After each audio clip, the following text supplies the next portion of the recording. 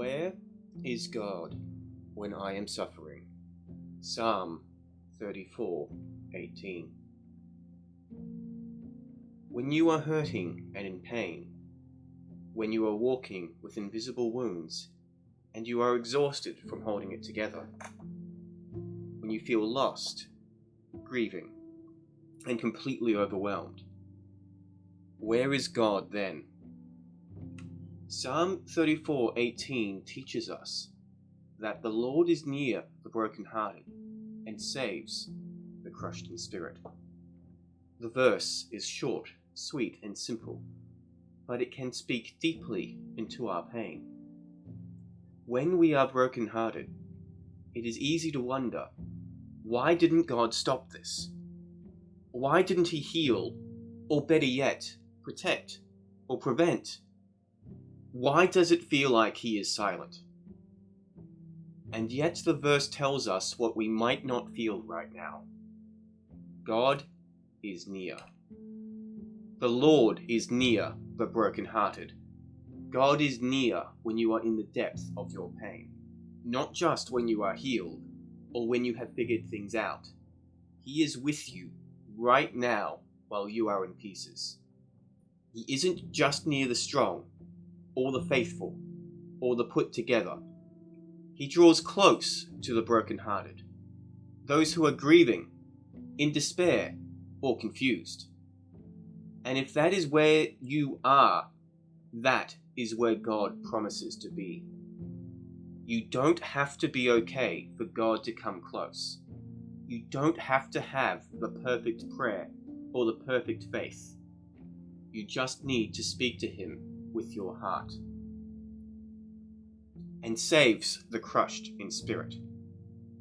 This phrase itself might be one of the most honest depictions of suffering in the Bible. It is that feeling that you get when you don't know how to keep on going, when you feel as though something inside of you has been shattered. With the grief, the anxiety, and the loneliness, when it all feels as though it's sitting on your chest. God sees that, and He doesn't turn away from it.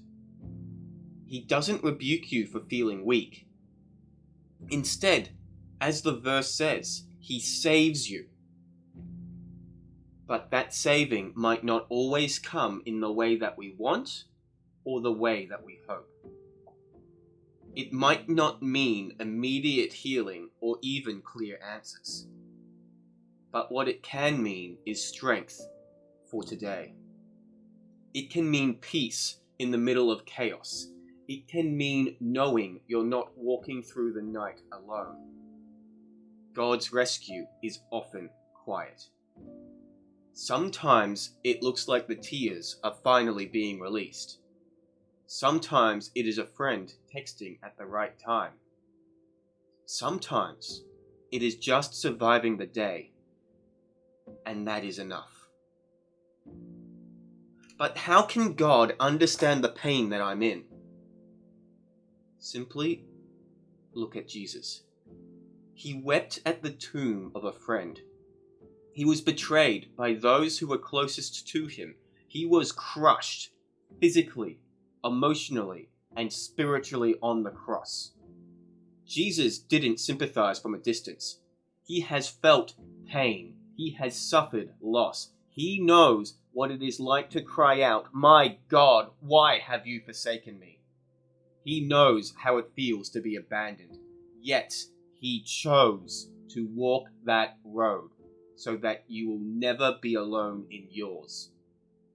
So when Psalm 34:18 says that the Lord is near the brokenhearted, they are more than just mere words. It is a promise sealed by the suffering of Jesus Himself. Whenever you are with your pain, and however it looks, be it fresh and new, or trauma that you have carried for years, or fear over what tomorrow will bring, or even the numbness of wondering if anything will ever change. What is important to know in these times is that God is not disappointed in you. Your pain is not a burden to Him. You are not forgotten, and you are enough. The Lord is near the brokenhearted right now. Not someday when you get better, but right with you in the middle of it all. So give yourself an opportunity to take the pressure off. You don't have to fix yourself before coming to God. In fact, brokenness is very often the place where His love becomes the most real. Pain has a way of convincing us that we are alone, that we have been abandoned, and that there is no way forward. But Psalm 34:18 whispers a simple, deeper truth. You are not alone.